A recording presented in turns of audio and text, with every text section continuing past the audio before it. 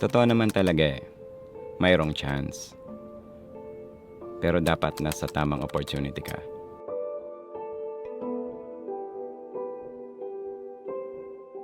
So, 4 years pa lang kami kay iFern.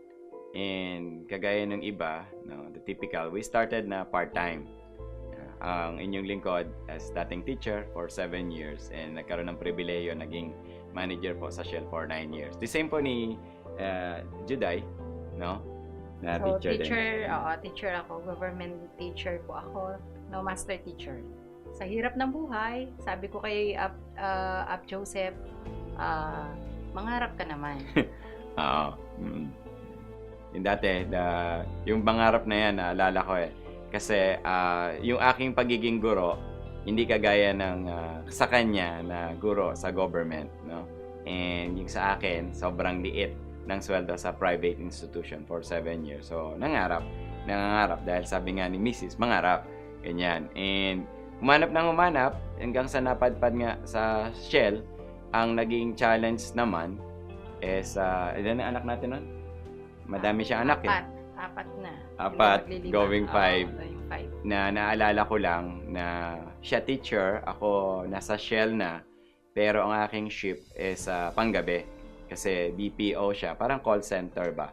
So, I remember... Tagal naman ni Daddy, late na ako eh.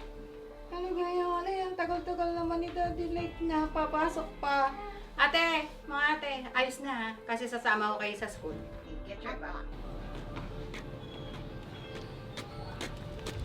Pag uuwi ako ng umaga, papasok na siya sa umaga dahil magtuturo. And yung 5 namin na anak, syempre, yung mga 2 doon pumapasok. Maiwan sa akin yung bata. Daddy, bilis! Late na kami eh. Pagkabiyahe pa. Lord, lagi na lamang. Okay, bye-bye. Bye-bye ka naman, Daddy. Bye-bye. Bebe, wait, ano naman si Daddy? Aba, teka, ang iyo nga pa ng milk. Tipla lang si baby. Nangambem, buti pa itong aming bunso. Mabait na. Sabay tayo mag-sleep na. Daddy na. Sabay tayo mag-sleep. Daddy mo na, bebe. Bago ako matulog, kailangan tulog muna yung binabantayan ko, and so on. So, imagine, di ba? Panggabi. Tapos siya pa yung nag-aalaga sa maghapon ng bata. And then, pagdating sa hapon, pagdating ko dito sa bahay Saka pala ako ng mag-ready. 5 o'clock, saka pa lang naman siya, iidlit ng 1 oras. And then, pag nag-ready na siya, diretso na siya ng pasok. So, ang routine mahirap talaga. Naalala ko noon, nung pagpapasok, so, syempre, walang tulog, ganyan-ganyan, and commute naman noon eh, no? Yung, alam mo yun, biyahe-biyahe, standing, tapos pag umuulan, baha. For 9 years, ganon, luwas, kulang tulog, mga ganyan, mag-aalaga ng bata. Tiis, syempre, para makasurvive. So, yun, and then, na-introduce sa amin si iFern, because po ng aking kapatid, ang aking pong direct upline, si Pinky, no, nasa our late Sapar Presidential Director, na pinuntahan nila ako kasama si UpKR, na, ayan nga, may mga sinasabi silang key people daw, ganyan-ganyan, i-try ko raw si iFern. Ako naman, syempre, in support sa aking kapatid, sasali ako. Pero not sa intention na gagawin. Kasi nga, manager na ako sa Shell. No? And then, yun, nag-try ako. And then, bigla ko na lang nalaman, si Juday umuwi.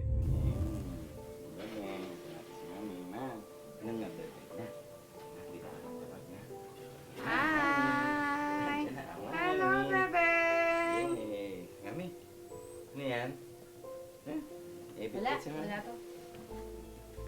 iPhone. Bumili, meron na ako niyan ah.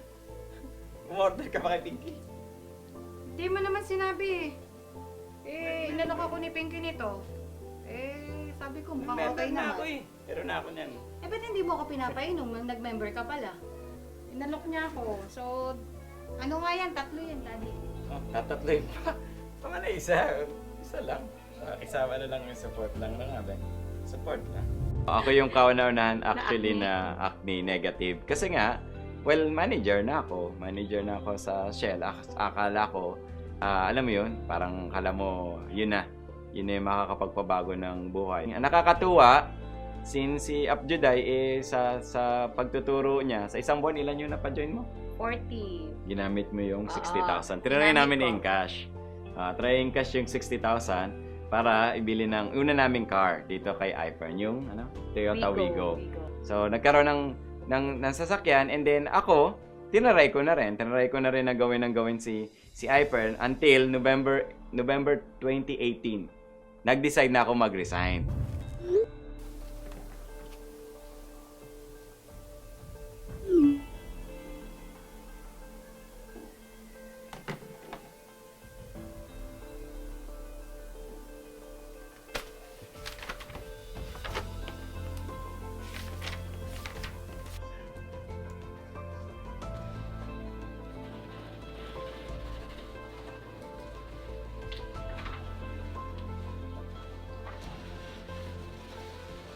Daddy, ano ibig sabihin ng text mo sa akin?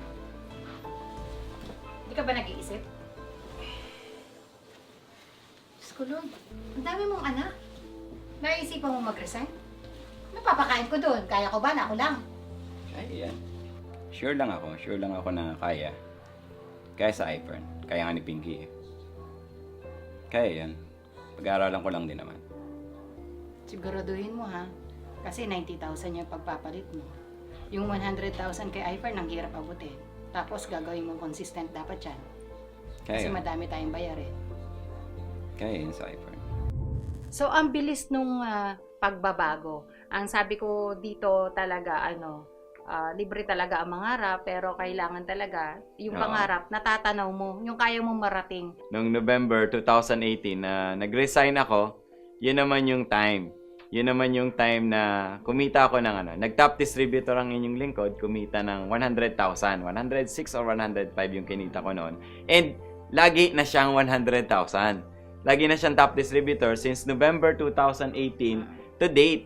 Tapos pataas siya ng pataas. Ngayon, I'm earning na 500,000 isang buwan, no? And then si Abjuday 200. Nagko-combine kami ng 700. Yung aming combined income dito kay iPhone, umabot na siya. In 4 years time pa lang is 16 million na.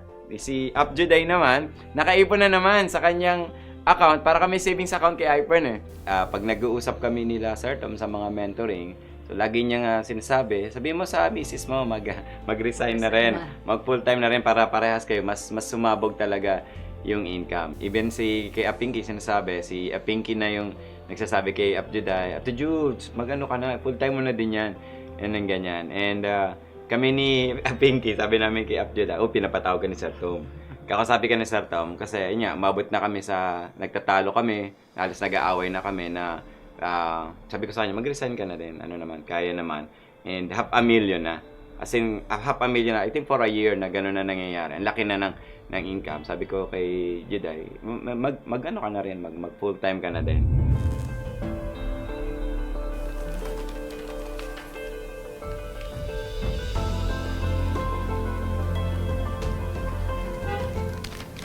Chat ulit Sir Tom. Mag-resign ka na daw. Sabi na rin to dati. Daddy, pinag-usapan na natin niya. Kaya naman ng part-time, kaya ko pa naman. Tsaka, sayang naman pinag-aralan ko. Nag-masteral pa ako, nag-doctoral pa, tapos, di ba? Nagagalit na nga si na tatay kasi nung sinabi ko nga, nagagalit sayang nga daw, bakit dito ako tututok, di ba? Tsaka kaya mo naman, full-time ka na Oo nga, para mas parehas full time, mas malaki, mas Hindi pa ba sapat yung effort ko ng pagtulong? the best pa rin pag full time. Kaya nga, kanina pa nga kami magka-chat ni Sir Tom. Tama naman.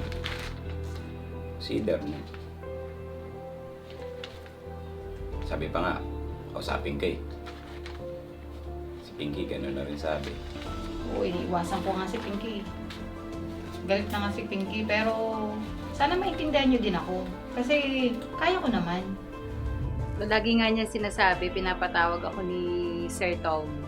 Ang ginagawa ko, iniiwasan ko si Pinky kasi lagi siyang galit sa akin Laging sinasabi, Ate Judes ba, kailangan mo magpakita kay Sir Tom.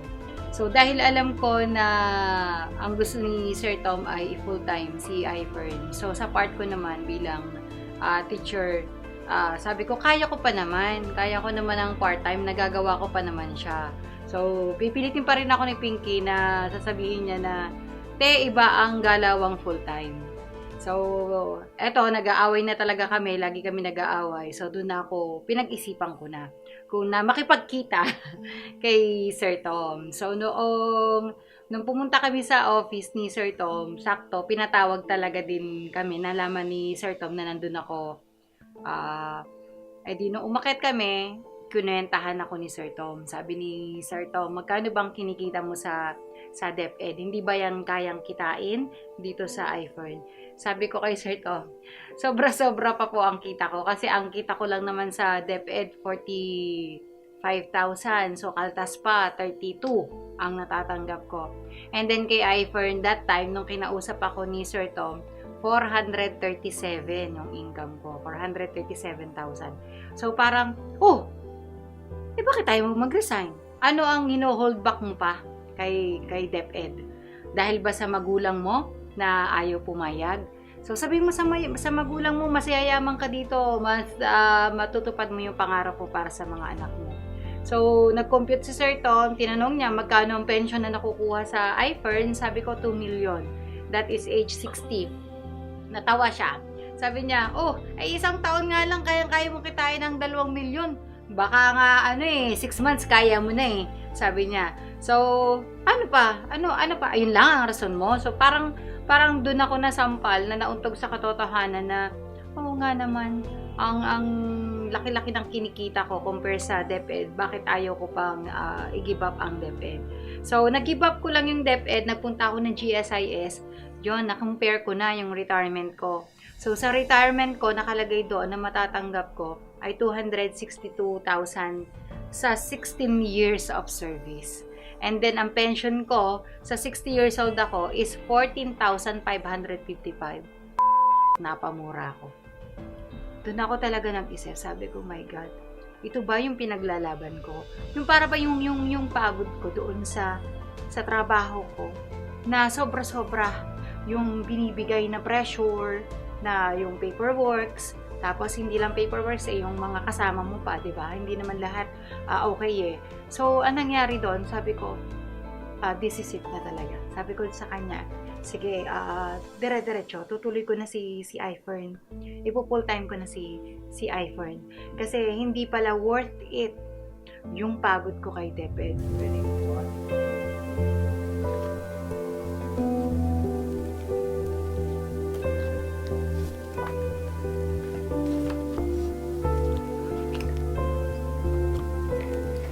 Kaya, tama kaya itong decision ko na iwanan ko na yung mga pinaghirapan ko. Ang hirap. Parang, pero sige, kaya ko to. Kaya ni iPhone to. Susunod lang ako sa sistema. Kakayanin namin to.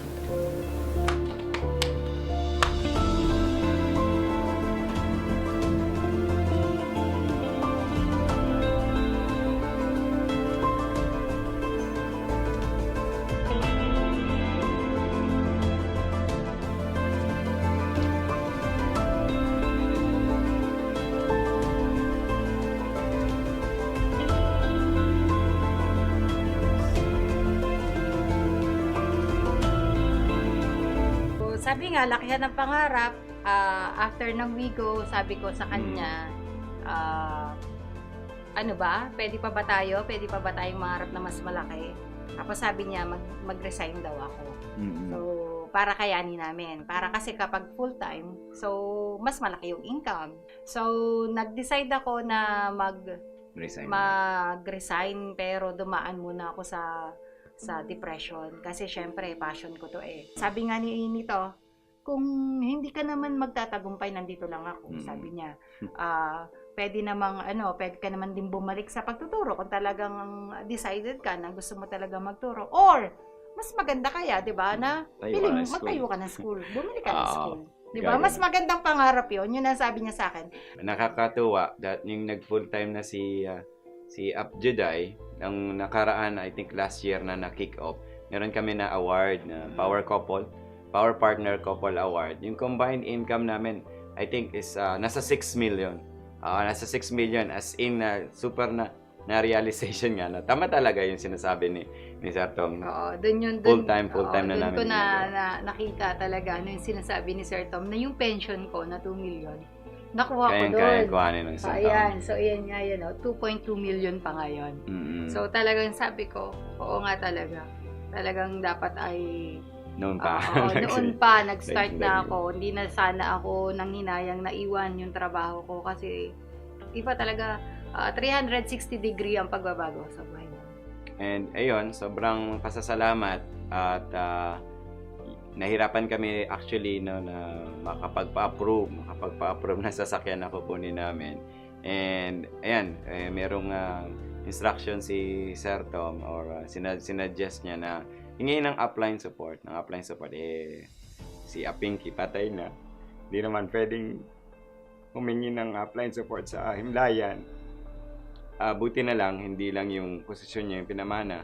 Even yung sistema na alam pa rin ng bata na kailangan niya tumulong sa downline. Ang gusto ko sabihin, yung binibili na Benz po ngayon is kinita namin sa iPern, and yung ibili namin ng cash, yung karagdagan po is galing sa upline namin na si Upchano. So, maraming salamat Upchano no sa pagtulong. And thank you po Sir Tom no sa maganda po na sistema. Salamat at sorry na naiiyak dahil 1 year na nawala si Pinky. Eksakto naman. Eksakto naman na parehas na kami na luxury car club member. Sana siya yung habang ginagawa tong shoot na to, sana siya yung kajamin or kasama. Pero thankful pa rin dahil nga tuloy-tuloy pa rin. So feeling pa rin namin kasama pa si Pinky kasi kasama namin yung anak niya. So again, thank you very much si Sir Tom no and Madam Kim sa sistema po and dahil nasa iPern kami. Kung wala naman talaga kami sa iPern, hindi mo namin ma-imagine na we'll be driving or magkaroon kami ng not just one na sasakyan, tapos ngayon pa may sasakyan pa na Mercedes-Benz. Grabe, tapos cash bibilin sa tulong po ng mga uplines and sa tulong po talaga ng iPern. Thank you very much po Sir Tom and Madam Kim. Unang sa punta showroom. namin sa showroom sa Cat Motors. So may tinuturo siya sa akin na 2.5 million. Yung 2.7. kagaya ng mga Sedan. sedan lang, sedan. So sabi niya, "Be, maganda 'to." Hmm. So hindi ko siya tinitingnan, hindi ko talaga pinapansin. So ikot lang ako na ikot. Tapos nakita ko 'to. Yun yung sabi ko sa kanya. Yung 7-seater. 7 seaters. Ito ang gusto ko kasi pang family na 'to. Ayoko kasi na mangangarap ako akin lang. Gusto ko pati mga anak ko kasama. So sabi niya, "Sigurado ka? Mahal yan." 3.9. So 3.9. 3,950,000 sabi niya. Sabi ko go! Kaya natin, pangarap natin. Kaya naman natin Yun ang sabi ko. Kasi talagang dito kay iPhone, kayang abutin ang pangarap. Ayan, so excited na kami, no? Samahan nyo kami. Kukunin namin yung brand new namin na Mercedes-Benz together with our team. Tara! Sama kayo!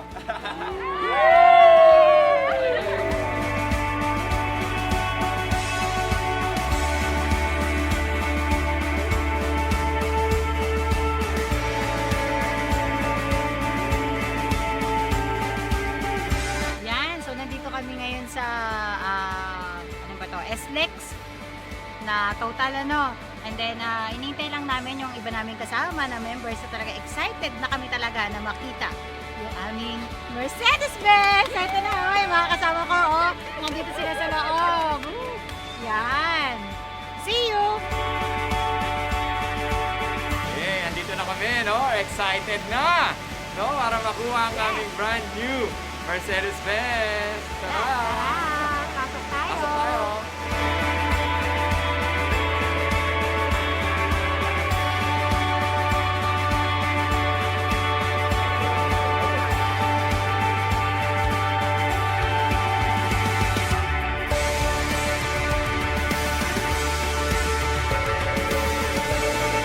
Silipin ko lang. Kain tingin. Excited.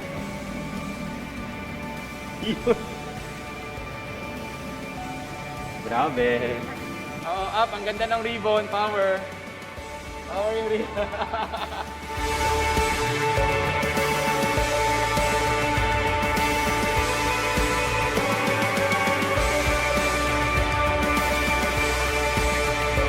So, ayun. PD Joseph Nones, congratulations sa bagong yung Mercedes-Benz. Talagang kitang-kita ko yung hard work nyo since day one with Cypher, nakasama nyo pa si Mami. And for sure, super proud si Mami ngayon sa'yo dahil nakapag-release ka na ng bagong luxury car. And ayun lang, congratulations and deserve mo to lahat. Congratulations, more power.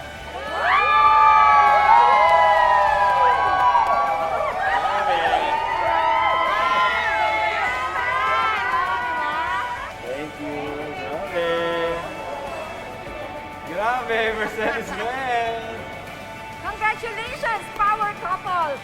Grabe. Thank you. Natupad ang isa sa mga pangarap mo. Thank you, Hyper. Grabe, totoo na. Mercedes na to. Woo!